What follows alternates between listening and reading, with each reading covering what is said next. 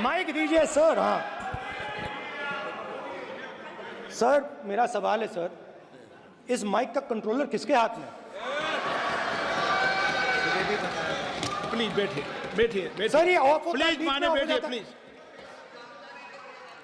ये बार कई बार विषय उठ गई और बहुत गंभीर, और माननीय सदस्य, आप प्रतिपक्ष के नेता हैं, आप सदन के बाहर भी ये बात कहते हैं कि माइक बंद कर देते हैं। मैंने कई बार आग्रहपूर्वक किया कि आसन पर इस तरीके का आरोप नहीं लगाएं। नो प्लीज, बात सुनिए। आसन पर सभी दल के प्लीज, आसन पर सभी दल के लोग बैठते हैं और सभी दल के लोग सभापति तालिका पे हैं, और सब जानते हैं कि एक व्यवस्था होती है, जिस भी माननीय सदस्यों को आग्रह किया जाता है बोलने का वो बोला जाता है, और जिसको आग्रह नहीं किया जाता उसका माइक चालू नहीं होता। आप बोलने के लिए खड़े, आपका माइक कभी बंद नहीं हुआ, कभी बंद नहीं हुआ। आप अगर आसन में जो भी विराज रहे हैं वो अगर आपका नाम नहीं पुकारते हैं तब माइक चालू नहीं होता। ये व्यवस्था हमेशा इस सदन की रही है, पुराने में भी और नए में भी। कभी आसन पे व्यक्ति पर माइक का कंट्रोल नहीं होता। दूसरा, माननीय प्रतिपक्ष के आप नेता हैं और आपसे ये अपेक्षा की जाती है कि आप लोकसभा की प्रक्रिया का, संचार नियम का पालन करें, संविधान की जो व्यवस्थाएं दे रखी है उसकी पालन करें, और सदन में बोलते समय किसी भी धर्म को के ऊपर ऐसा आक्षेप नहीं करें जिससे पूरे देश के अंदर विषय पैदा हो। ये आपसे अपेक्षा की जाती है। सर, मैं बिल्कुल आपकी रिस्पेक्ट करता हूं स्पीकर सर, मगर मेरे भाषण के बीच में सच्चाई ये है कि माइक ऑफ हो जाता है। मैं क्या करूं, हो जाता है वो। अब आपने देखा मैंने अयोध्या शब्द यूज किया और माइक ऑफ हो गया। नो, अरे ये प्रधानमंत्री मोदी जी के टाइम पे आधा कह आएगा क्या? तो अयोध्या ने राम भगवान की जन्मभूमि, प्लीज ब्रदर, राम भगवान की जन्मभूमि ने बीजेपी को मैसेज दिया, और ये आपके सामने मैसेज बैठे हुए हैं। मैंने इनसे पूछा, कल कॉफी पी, इनसे मैंने पूछा बताइए ये हुआ क्या? बीजेपी ने राम मंदिर का इनॉग्रेशन किया, बोलने दीजिए, राम मंदिर का इनॉग्रेशन किया। अरे भाई, आप हार गए, उसको सहन करिए। नाम बोलने की कोई जरूरत नहीं है, मैं भाषण दे रहा हूं, आप नहीं दे रहे हो। मुझे बोलना है जो बोलना है, मुझे नाम लेने की कोई जरूरत नहीं, मुझे जो बोलना है मैं बोलूंगा। तो अयोध्या ने मैसेज दिया और मैंने इनसे पूछा कि हुआ क्या, और इनका जवाब आया। मैंने उनसे पूछा कि आपको कब पता लगा कि आप अयोध्या में जीत रहे हो, और आपने कहा पहले दिन से मुझे पता था। सही बात। और मैंने कहा ये क्या हुआ? उन्होंने कहा राहुल जी, अयोध्या में एयरपोर्ट बना, अयोध्या की जनता से जमीन छीनी गई और आज तक उन्हें मुआवजा नहीं मिला है। उन्होंने कहा, सही बात, उन्होंने कहा कि अयोध्या में जो भी छोटे छोटे दुकानदार थे, जो भी छोटी छोटी बिल्डिंग्स थी, उन सारों को तोड़कर गिरा दिया गया और उन लोगों को सड़क पर कर दिया गया। इन्होंने यह भी कहा कि अयोध्या के इनॉग्रेशन में अयोध्या की जनता को बहुत दुख हुआ क्योंकि इनॉग्रेशन में अदानी जी थे, अंबानी जी थे, मगर अयोध्या का कोई नहीं था। और ये कारण था कि अयोध्या की जनता में, उनके दिल में नरेंद्र मोदी जी ने भय डाल दिया। उनकी जमीन ले ली, उनके घर गिरा दिए और फिर अयोध्या के गरीब लोगों को, किसानों को, मजदूरों को मंदिर के इनॉग्रेशन तक नहीं जाने दिया। मंदिर के इनॉग्रेशन छोड़ो, उसके बाहर भी नहीं जाने दिया। और इसीलिए अयोध्या की जनता ने सही मैसेज भेजा। अच्छा, इन्होंने मुझे एक और बात बोली, 3 बार इन्होंने कहा कि 3 बार नरेंद्र मोदी ने टेस्ट किया, 2 बार क्या मैं अयोध्या से लड़ जाऊं? और सर्वेयर्स ने कहा अयोध्या में मत लड़ जाना, अयोध्या में मत लड़ जाना, अयोध्या की जनता हरा देगी। और इसीलिए प्रधानमंत्री वाराणसी गए और वहां बच के निकले।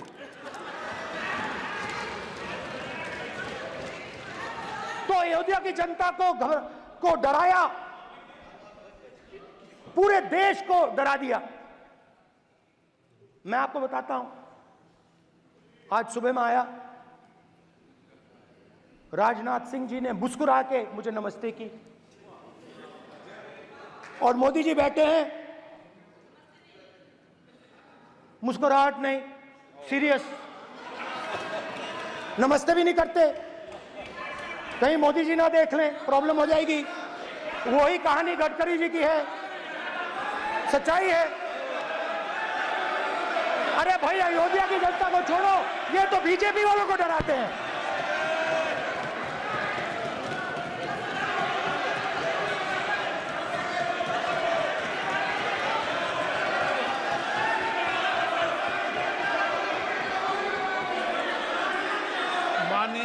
सर क्या है? माननीय प्रतिपक्ष के नेता, एक मिनट, माननीय प्रतिपक्ष के नेता, आप सदन के वरिष्ठ नेता हैं। मेरा आपसे आग्रह है कि राष्ट्रपति अभिभाषण पर डिबेट हो रही है, इसकी गरिमा, राष्ट्रपति अभिभाषण की गरिमा रखे ना। ये तो अपेक्षा आपसे सब करते हैं कि आप राष्ट्रपति अभिभाषण पे बोले, नीतियां पे बोले, कार्यक्रमों में बोले। अब व्यक्तिगत रूप से नहीं, अगर आप ये उचित मानते हैं क्या? स्पीकर सर, ये उचित है? अगर आपकी पार्टी इसको उचित मानती है तो मुझे कुछ नहीं कहना। स्पीकर सर, माननीय अध्यक्ष जी, लोकतंत्र ने और संविधान ने मुझे सिखाया है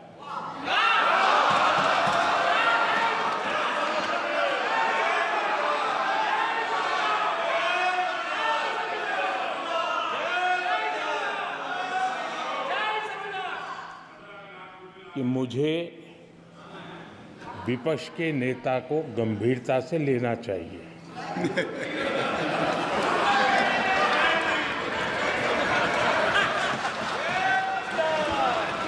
स्पीकर सर, आपने कहा कि डिबेट प्रेसिडेंट्स एड्रेस पे होनी चाहिए। ये जो मैंने किया है, अनुराग ठाकुर जी ने अयोध्या की बात की थी, अनुराग ठाकुर जी ने सनातन धर्म पर आक्रमण की बात की थी, इसीलिए मैंने ये किया है। मैं दिखाना चाहता हूं कि अयोध्या में क्या हुआ, अयोध्या की सच्चाई क्या थी। प्रेसिडेंट्स डिबेट में उन्होंने बात उठाई थी, मैंने बात बंद की। प्रधानमंत्री जी को अच्छी लगी अयोध्या के बाद अच्छी लगी, डर फैलाया और ऑपोजिशन का रिस्पांस एक साथ मिलकर भारत जोड़ो यात्रा, सारे के सारे ऑपोजिशन, पूरा देश एक साथ मिलकर कन्याकुमारी से कश्मीर तक चला। और जो आपने डर फैलाया, उसके बारे में यात्रा में बहुत कुछ सुनने को मिला। अभी तक याद है, सुबह 7 बजे 7-8 बजे की बात थी, यात्रा में चल रहे थे। एक महिला आती है, हमारे साथ चलती है, मेरा हाथ पकड़ती है और घबराई हुई सी थी। तो मैंने पूछा क्या हुआ? वो मुझे कहती है मुझे मार रहा है, मुझे मार रहा है।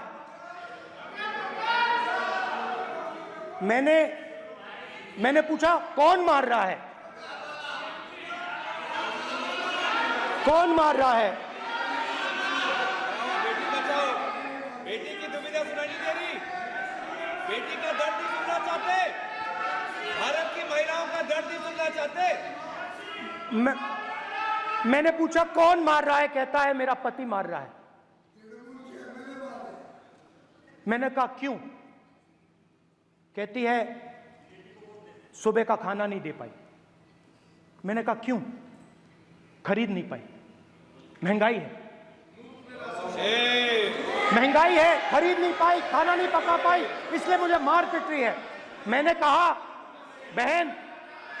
बहन क्या करूं, कैसे आपकी मदद करूं? कहती हैं आप कुछ मत कीजिए, आप कुछ मत कीजिए, आप सिर्फ ये बात याद रखिए कि महंगाई के कारण हिंदुस्तान में हजारों महिलाओं को सुबह पीटा जा रहा है।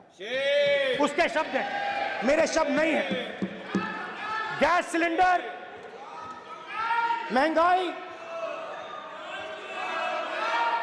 तो आपने गरीबों को, महिलाओं को डराने का काम किया। शिव जी कहते हैं डरो मत, डराओ मत। आपने हिंदुस्तान की महिलाओं को महंगाई से हर रोज डराया है। कुछ दिन पहले मैं पंजाब में अग्निवीर के परिवार से मिला। सुनिए, अग्निवीर के परिवार से मिला। छोटा सा घर था, छोटा सा घर था।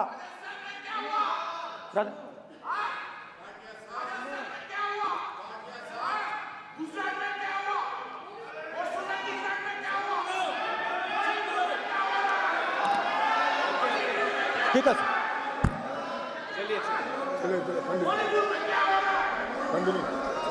छोटे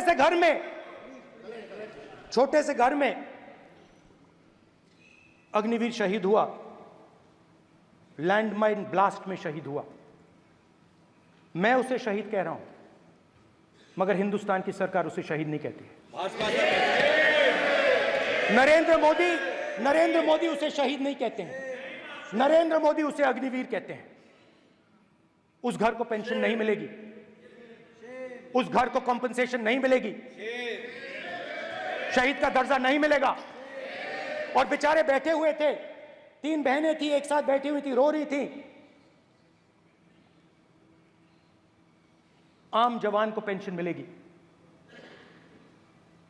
जरूर दुख होगा, मगर हिंदुस्तान की सरकार आम जवान की मदद करेगी। मगर अग्निवीर को जवान नहीं कहा जा सकता। अग्निवीर यूज एंड थ्रो मजदूर है।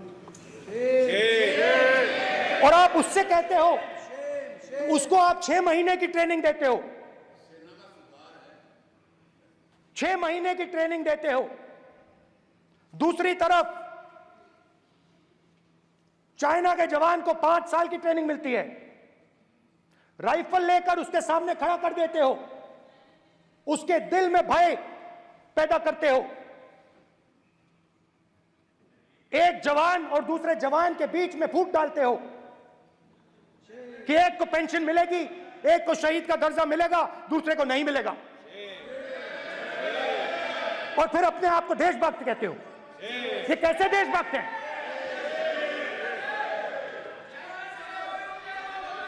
फिल्म स्टार जैसी फोटो थी उस लड़के की, फिल्म स्टार। बॉलीवुड स्टार की फोटो थी। मैं सोच रहा था देखो इस युवा ने जान दी।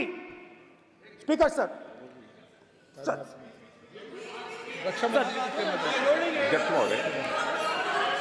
अध्यक्ष महोदय, एक आदमी सब पर भारी।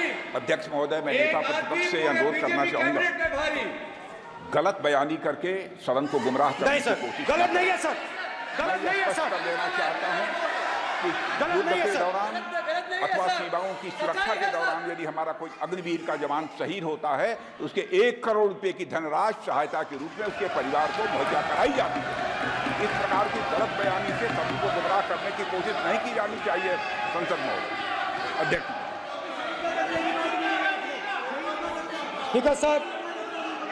स्पीकर सर देखिए, स्पीकर सर देखिए, राजनाथ सिंह जी की एक राय है, मेरी एक राय है।